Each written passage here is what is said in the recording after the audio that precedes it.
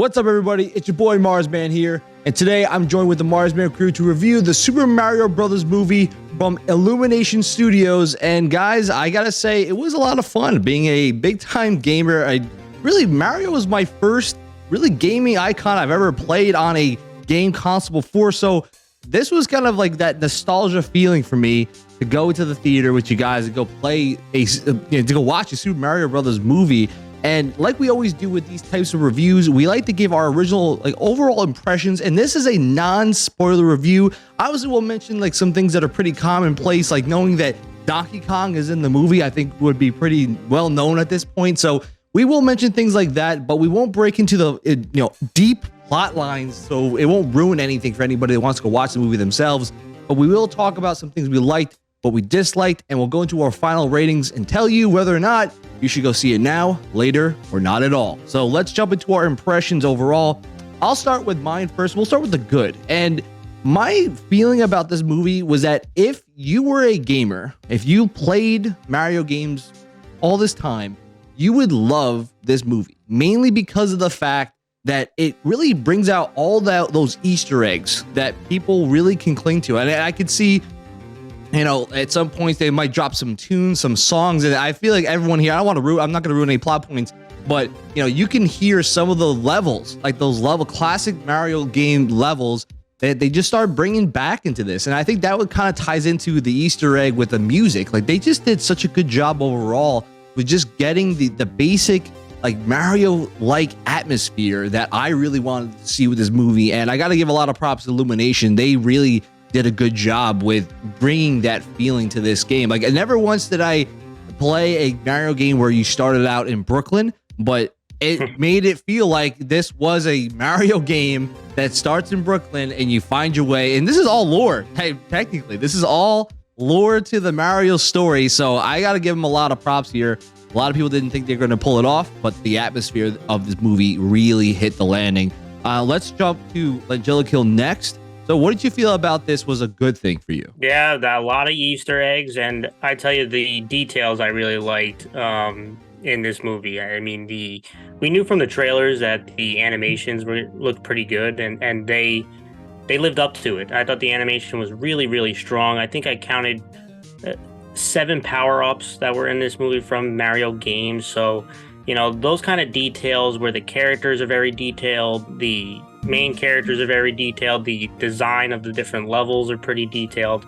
All that stuff really gives you a nostalgic punch right in the feels if you know the Mario games or you've played a few of them. So I thought they did a tremendous job detail-wise, including a lot of those Easter eggs like you mentioned, and the characters felt like characters from the game.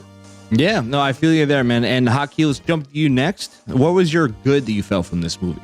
Yeah, so I thought everything from the fighting, to the visuals and even the soundtrack, whether it was from the original Mario games, the music, or, not to give any spoilers, but Jack Black's in here, and we all know Jack Black can sing. So the original songs that they put in as well were so funny. And Marsman told me they're already up on iTunes, at least one of them. So, I might have to spend 99 cents to buy that. But yeah, it was just an enjoyable movie all the way through. And like you guys said, a lot of Easter eggs. If you played the game, you'll definitely love the movie. Yeah, and then we have our new addition here, lawyer guy. What did you feel about this one, man? All right, lawyer guy here. I appreciate you having me on, by the way. I want to second the Easter eggs because they were all throughout the movie, nonstop, from beginning to end.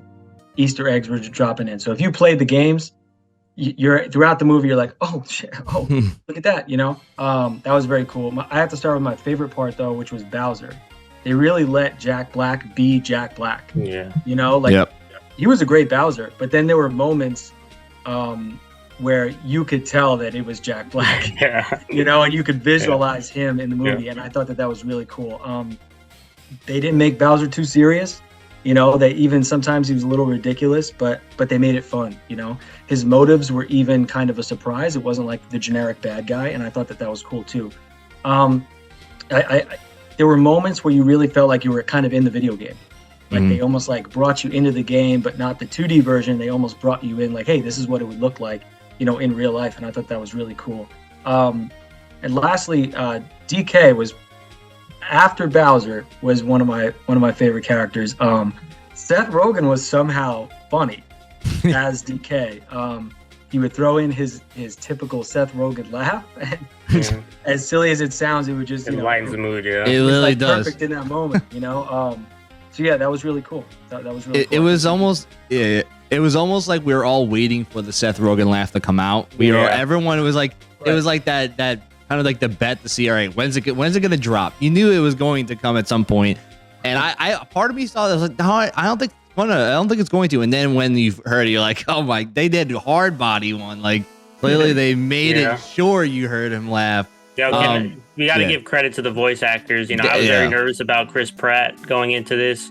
I think all of them exceeded my expectations, and obviously the stars. I think Lawyer Guy was on the money. Bowser and DK, I think, were the stars of the show. Yeah, I think that's kind of like the other component, right? The voice acting all around, I thought was good. I don't think there was any bad, performance overall. I know people were trying to rag on Seth Rogen, saying that he phoned it in. I'm like, Seth Rogen had a good movie. Like I thought he did a good job with that. I mean, Jack Black, I think, is the synonymous that everyone's like he was the best one Great. of them all, because I think Bowser's character in this was very like Lawyer Guy said, it was the Different. fun. It was just like he was funny, and then he was like a villain. Like you could tell like he was a aggressive person, and then he was funny. It was just like a mix of both, and I kind of like Bowser like doesn't always come away with that character arc in video games. And sometimes he does, like in specific ones like the Mario and Luigi series. He is a very comedy driven villain,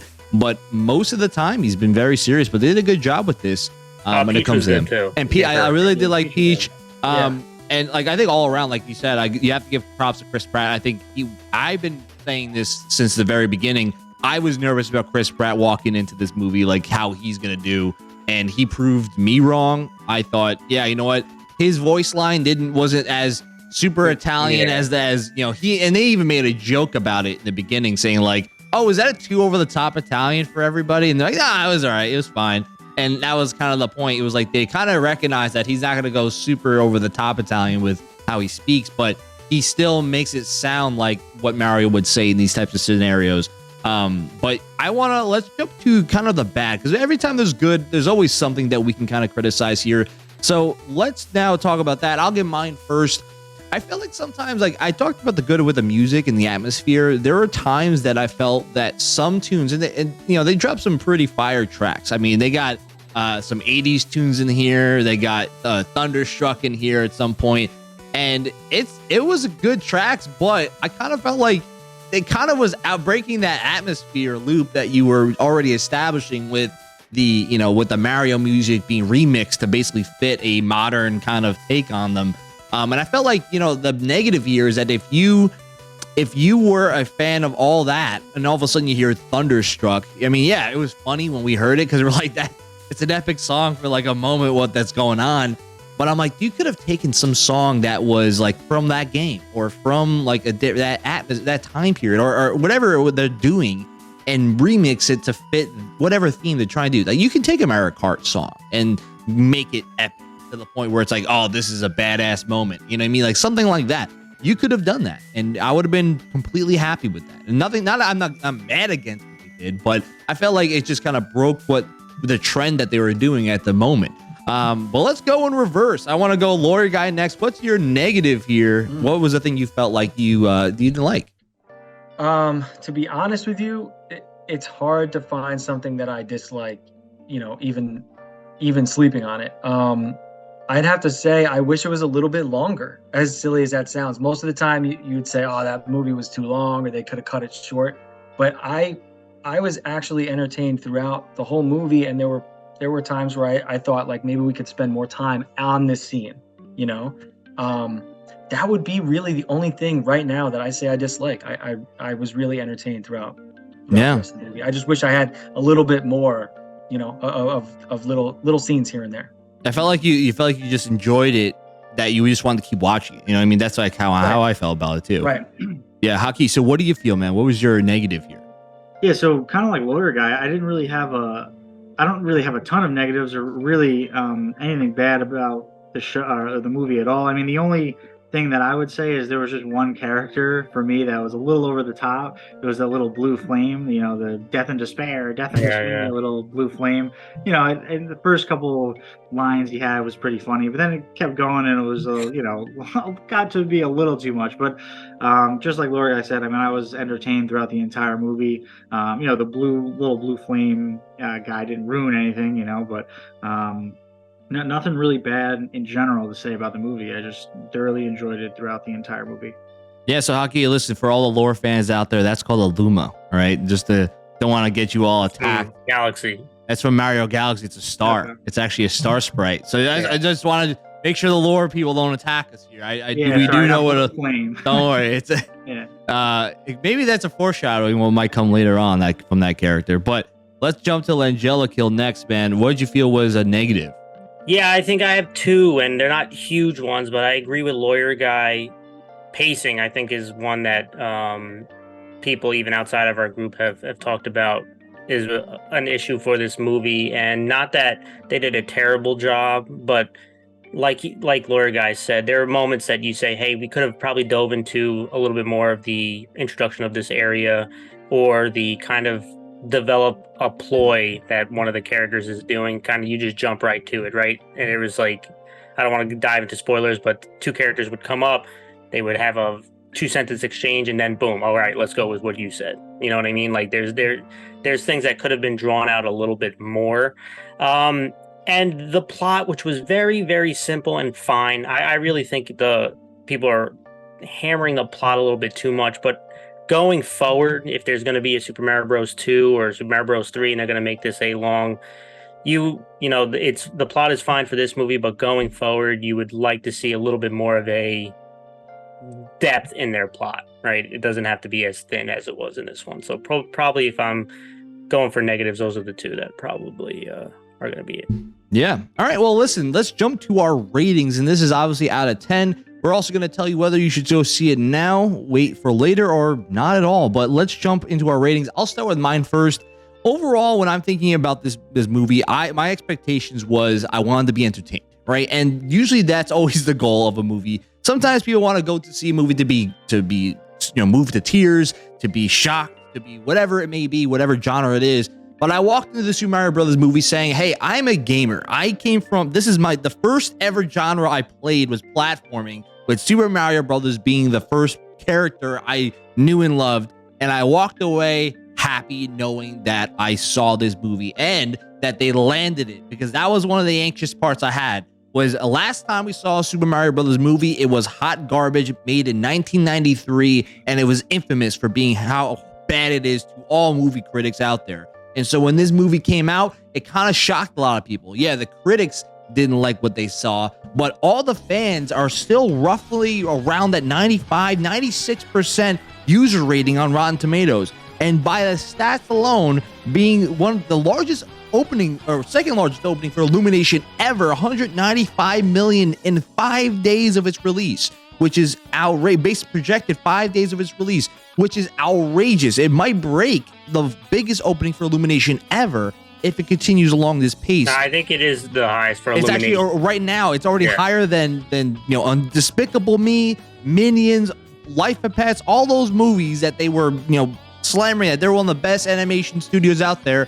This is the highest of all of them. And so with that being said, I think that this is a 9 for me. I think when I look at the negatives, I think the biggest thing is that I think I do agree with pacing. I feel like I had a lot of fun with this, and I think if it was longer, I'd love it even more. And it was almost one of those movies where you wish you just kept watching it. And part of the problem is that a lot of people will rag on the plot, and I do agree. The plot for this movie was not complicated. It was pretty straightforward. Most Mario games are pretty straightforward for the most part. But I think there is a limit that if you do create a sequel, which I can almost guarantee they will at this point, they've already, kind of foreshadowed that in the movies. But when they make a sequel, it's going to have to be a little bit more diverse than what they did. It's very straightforward, very vanilla, but that's okay for what a Mario entry movie can be about. Like, I don't think Sonic the Hedgehog 1 was complicated. I didn't think that was, it was outrageous. So a 9 for me. It was a great movie to see, and I would highly recommend that you go see it now. it was a blast to go with you guys, and I had a lot of fun. I'm looking forward to when they drop more news on the sequel that will come out. But let's jump with you, Langella Kill, next. What's your rating, and should you buy it now, later, or not at all? I'm a little bit lower than you. I'm at an 8, and I think this is a fun but flawed movie. And there's a lot to like. I mean, it was very entertaining. There wasn't times that you felt bored at all sitting through this movie. The characters were voiced very well. The details and animations were very well done. The Easter eggs were tremendous. And when you look at the negative, the pacing, again, caused things moved a little bit too fast at times. And I guess if you weren't a Mario fan, I think maybe it wouldn't be as entertaining for you. I still think it is entertaining, but you might not get those same Easter eggs that we did. And so maybe you wouldn't appreciate that kind of coming to the big screen that we did. And so maybe it'll be a little bit less entertaining for those people. But for Mario fans and those who have played the Mario game, this was a really good opening movie for you. And for non-Mario fans, I still think the animations and the voice acting and the writing, which had some corny jokes, but you know what? They hit most of them. So I think it'll be entertaining for all audiences, and I do think you should go see it. Haki, what do you think, man? What's your rating? Yeah, so I got this at an 8.9. So it almost made it into the, great section of animated movies. I think it can definitely, hold its own, at least in the last decade. I was putting this up against, Detective Pikachu, and maybe the Lego movie. So there was, movies that, surpassed this because of the story, like Finding Nemo and probably a few others that were in the 90s because of the story and the acting and everything. But this one definitely held its own. So I have at an 8.9. And, kind of like Langella Kill said, if they were to make another one and they really gave us, a hardcore story that was very good and they kept all the same actors, they have the voice actors and they have the core of Mario to make, a great animated movie. But like I said, 8.9, I think it was a very, very good animated movie, and I would definitely go see it for $12. Or you can wait until, I think, Langella Kill, you said maybe May 19th, it'll be on streaming services or something. It'll be on Amazon, I believe, is what they said, yeah. It'll be on Amazon you Prime. Can obviously wait there, but I would support the movie theaters and support the box office and go spend $12, grab some popcorn and a soda and go watch it. Yeah, and Lawyer Guy, what's your rating here, man? So I'm going to split the middle here. I'm going to give it an 8.5, right? A 10 would blow my mind. It didn't blow my mind, but look, it was entertaining. It was fun. It was light. I have to give props to the voice actors, especially Chris Pratt, something I was nervous about was how are they going to make Mario sound good this whole movie, but he did it. And the writers made that work too, bringing in some fun parts to that. Look, if it was a deeper plot and it had a longer runtime, it could be a 10 for sure, and like Langella Kill said, maybe some people might not get the Easter eggs if you didn't play the game, but I still think it's a very fun movie to watch. I would go out to the movies and see it. I mean, I'm not getting paid by the movie theaters, but none of us are. Either way, if they want to drop us, some money, we'll go see it again. Just don't buy the popcorn and the drinks because that's way too expensive. But go out there. I think it's worth going out to the movies to see. I'd say 8.5, solid 8.5. At the end of the day, guys, we had a lot of fun in it, and I think that was a pretty good breakdown of what you should expect. Like I said, non-spoilers, so you can obviously go watch the movie. But let us know what you think about the Super Mario Bros. Movie, and are you excited to go see it? If you haven't done so, drop that in the comments below. And if you haven't done so yet, consider subscribing and hitting that thumbs up. That really does help us with the YouTube algorithm. It really does mean a lot here, guys. But join us also on Twitch, where we stream around 2 to 3 days a week. You find that in the description below. And also join us or follow us on all of our socials, which is also located in the description below. Until next time, this is the Mars Band Crew signing off. Peace out, guys.